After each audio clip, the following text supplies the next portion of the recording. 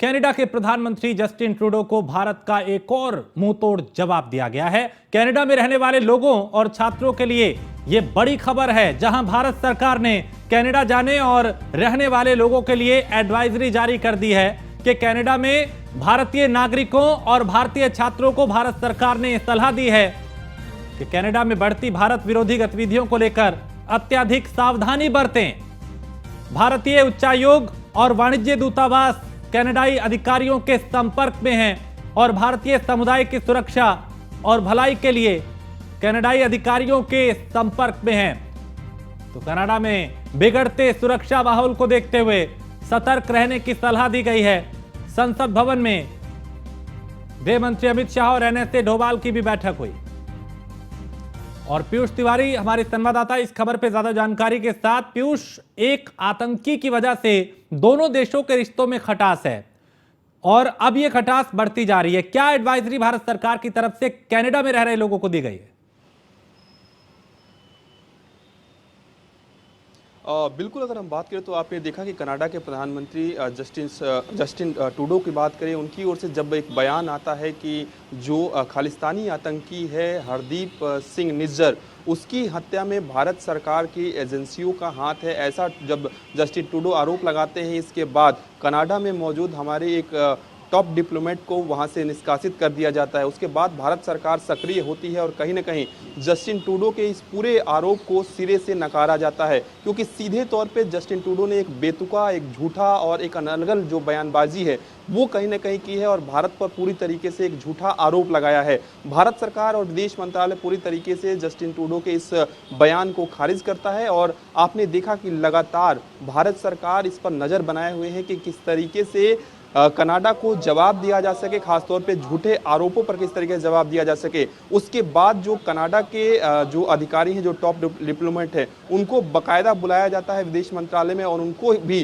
कहीं ना कहीं उसी तर्ज पर एक तरीके से यूं कहें कि मुंहतोड़ जवाब कनाडा को दिया जाता है और कनाडा के भी टॉप डिप्लोमेट को यहां से निष्कासित किया जाता है। उसके बाद कनाडा के रुख में थोड़ी सी नरमी आती है, लेकिन भारत अपनी नागरिकों की सुरक्षा के लिए प्रतिबद्ध है और लगातार आपने देखा कि आज प्रधानमंत्री नरेंद्र मोदी से सबसे पहले विदेश मंत्री एस जयशंकर की मुलाकात होती है और कई विषयों को लेकर चर्चा होती है। हालांकि आधिकारिक रूप से इस बैठक को लेकर अंदर क्या बातचीत हुई है ये जानकारी नहीं मिलती, लेकिन आज तड़के पहुंचते हैं अजीत डोभाल, राष्ट्रीय सुरक्षा सलाहकार, और गृह मंत्री अमित शाह से उनकी मुलाकात होती है। करीब 30 से 35 मिनट तक ये बैठक चलती है। हालांकि सोर्सेज के हवाले से जो जानकारी मिल रही है वो आंतरिक सुरक्षा पर भी कहीं ना कहीं चर्चा होती है। इसके साथ ही अगर हम बात करें तो विदेश मंत्रालय इस बैठक के तुरंत बाद एक एडवाइजरी जारी करता है और ये एडवाइजरी कनाडा में मौजूद जो भारतीय छात्र हैं उनके लिए जारी किया जाता है और सीधे तौर पे कहा जाता है कि भारतीय लोगों के लिए अभी वहाँ पे स्थितियाँ ठीक नहीं है, खासतौर पे उन इलाकों में जहाँ पे इस तरीके की घटनाएं हुई है या भारतीय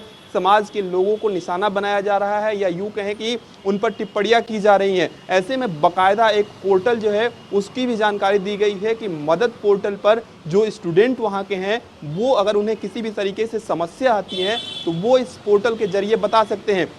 तो तमाम जो एडवाइजरी है वो जारी की गई है और लगातार ये भी कहा गया है कि अगर किसी भी तरीके से किसी को दिक्कत होती है वो हमको संपर्क करता है मदद पोर्टल के जरिए। तो जो भारतीय अधिकारी हैं वो कनाडा के अधिकारियों के साथ सीधे तौर पे संपर्क में है और किसी भी प्रकार से अगर स्थिति सामान्य नहीं रहती है या किसी भी छात्र को परेशानी होती है तो कहीं ना कहीं पूरी तरीके से मदद की जाएगी। स्थितियां सामान्य करने के या यूं कहें कि रिश्तों को किस तरीके से बेहतर किया जाए, इसके बारे में कनाडा और भारत दोनों ही सरकारें सोचेंगी। फिलहाल जो रिश्ते हैं वो कहीं ना कहीं जिस तरीके से बयानबाजी आ रही है, जिस तरीके से कहीं ना कहीं कनाडा का रुख है और भारत जिस तरीके से मुंहतोड़ जवाब दे रहा है, कहीं ना कहीं इतना आसान नहीं लगता है कि इतनी जल्द स्थितियां सामान्य होगी। और इसी कड़ी में कहीं ना कहीं भारत सरकार ने बाकायदा अपने छात्रों के लिए जो कनाडा में मौजूद हैं उनके लिए एक एडवाइजरी जारी की है। अब देखने वाली बात होगी कि कनाडा की ओर से क्या कुछ प्रतिक्रियाएं आती हैं। फिलहाल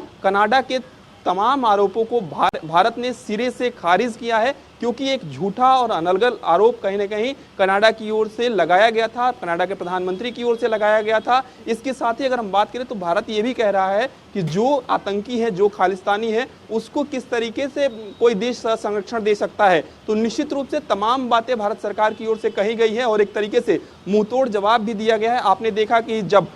जो कनाडा के टॉप डिप्लोमेट है उनको कहीं ना कहीं निष्कासित किया गया, जब भारत के एक टॉप डिप्लोमेट को पहले कनाडा ने निष्कासित किया था, तो कहीं ना कहीं कनाडा के जो टॉप डिप्लोमेट है से जब मीडिया वालों ने सवाल पूछा तो उन्होंने मीडिया के मुंह पे एक तरीके से गाड़ी का दरवाजा बंद किया। तो एक गुस्से में भी वो नजर आए थे। तो निश्चित रूप से आप इस बात से अंदाजा लगाइए कि कनाडा का क्या रुख है और किस तरीके से अनर्गल बयानबाजी लगातार कनाडा की ओर से किया जा रहा है, कनाडा के अधिकारियों की ओर से किया जा रहा है, कनाडा के प्रधानमंत्री की ओर से किया जा रहा है। निश्चित रूप से भारत सरकार हर पहलू, हर बिंदु पर कहीं ना कहीं बातचीत कर रही है, अपने अधिकारियों से भी बातचीत कर रही है, अपने जो संबंधित उससे मंत्रालय है, विदेश मंत्रालय, उससे भी बातचीत हो रही है। और चूंकि गृह मंत्रालय भी इसलिए सक्रिय है कि कनाडा का असर किसी भी तरीके से भारत में ना पड़े, आंतरिक सुरक्षा पर ना पड़े, इसको लेकर भी एहतियातन जो है वो बैठक लगातार की जा रही है। गृह मंत्रालय भी पल पल की नजर बनाए हुए है, विदेश मंत्रालय लगातार कनाडा में जो लोग मौजूद हैं उनको किसी भी तरीके से परेशानी ना हो, उनको किसी भी तरीके से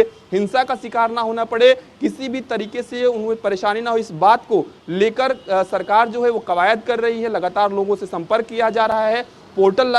लॉन्च किया गया है, पोर्टल पर बताया गया है कि इस पोर्टल पर आप लोग अपनी समस्याएं रख सकते हैं। तो निश्चित रूप से कनाडा और भारत के रिश्तों में थोड़ी बहुत खटास जो आई है, अब वो कब खत्म होती है ये देखने वाली बात होगी। फिलहाल एक एडवाइजरी जरूर कहीं ना कहीं सरकार की ओर से जारी की गई है। बहुत शुक्रिया पीयूष इस तमाम जानकारी।